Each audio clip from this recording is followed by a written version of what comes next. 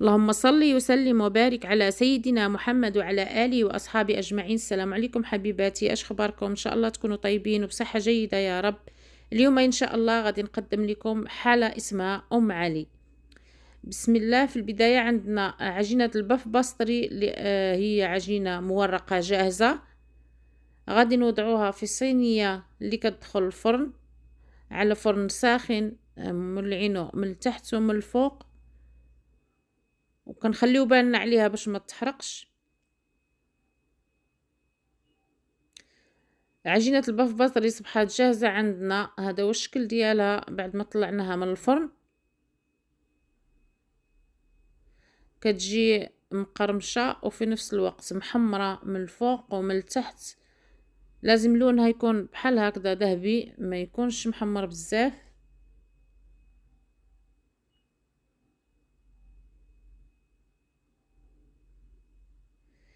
في إناء اللي كيتوضع على النار غادي نحطو سكر سنيدة القياس اللي بغينا على حساب الحلاوة اللي كيبغي كل واحد، وكنضيفو عليه 2 ساشيات ديال الفاني،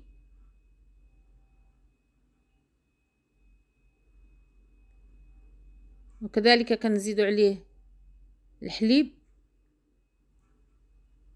بالنسبه للسكر والفاني والحليب ما كاينش معايير محدده اللي نقدروا نديروها على حساب الكميه ديال العجينه اللي غتستعملوا وعلى حساب الرغبه ديال كل واحد.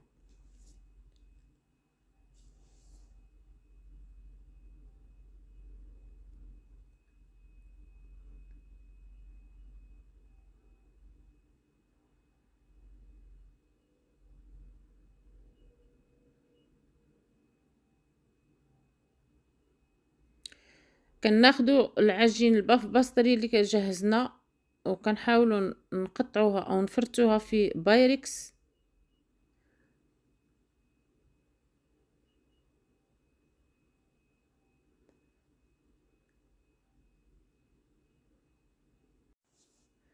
بالنسبة لهاد الوصفة اللي هي كتقدم كتحلية من بعد الأكل مثلا، أو بإمكان الواحد ياكلها الوقت اللي بغا، فهي بإمكاننا نحضروها الكرواسون أو الكرواسة كما كنقولوا بالدارجة المغربية.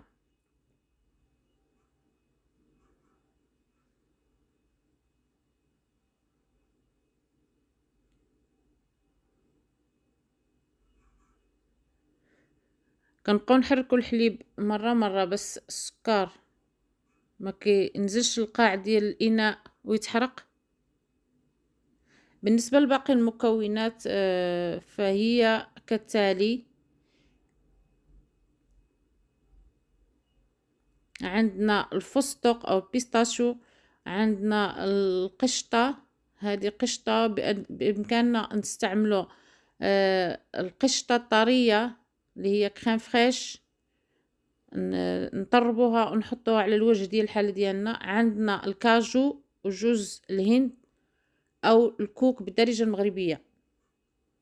وباقي المكونات أنا قدمتهم لكم من قبل، اللي هي الحليب اللي جهزناه على النار، وعجينات البوف باستري اللي فرتتناها أو قطعناها بهذه الطريقة.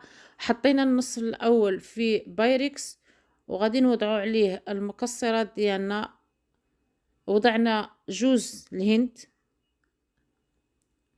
وكذلك الفستق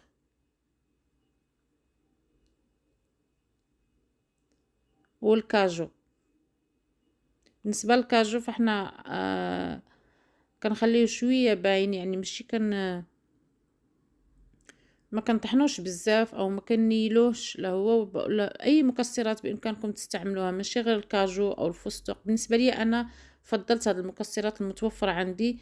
وكذلك كنضيفوا شويه ديال الزبيب اختياري او العنب المجفف، وكنزيدوا الكميه الباقيه من عجينه الباف الجاز باستري،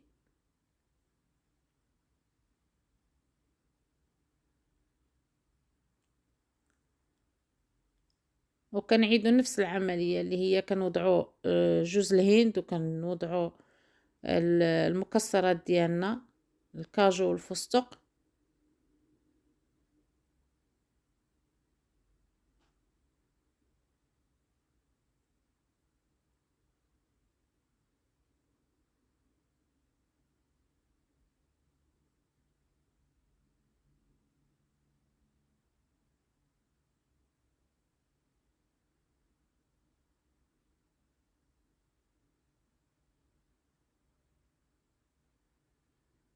وفي الاخير كنضيفوا الحليب اللي جهزناه،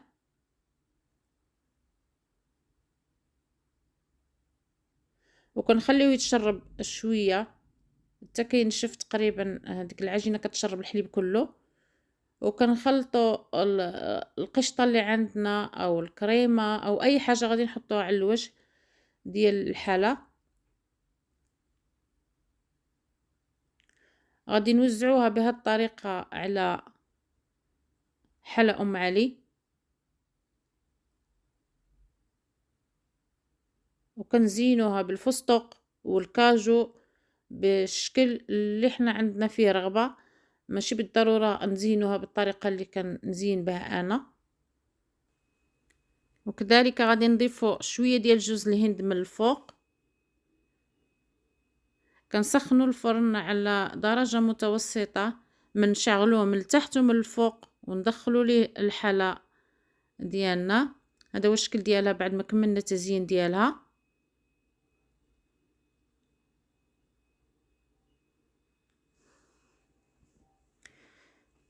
كندخلوها الفرن باش تحمر شويه من الفوق، او كما كيقولوا هنا تاخذ وش، يعني الوجه ديالها كيولي من الفوق محمر وكتبقى طريه من الداخل.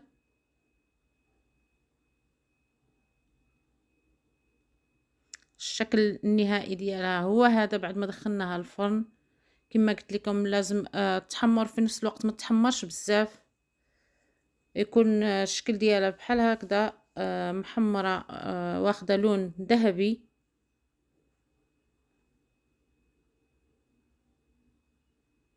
هذه هي الحالة الشهيرة أم علي اللي كتقدم كتحلية من بعد الأكل. كما قلت لكم بإمكانكم تجربوها وتعتمدوها كوصفة لأولادكم أو للضيوف ديالكم. وصفة جديدة ومميزة وكتستحق يجربها كل واحد. الحبيبات ديالي، هذه هي وصفة اليوم، فهي كانت وصفة جديدة ومميزة. فما بقى لي الا نقول لكم خليت لكم الراحه، والله يجعل ايامكم كلها حلا فحلا. والى اللقاء مع فيديو جديد ووصفه جديده على قناه ندى جاد. مع السلامه.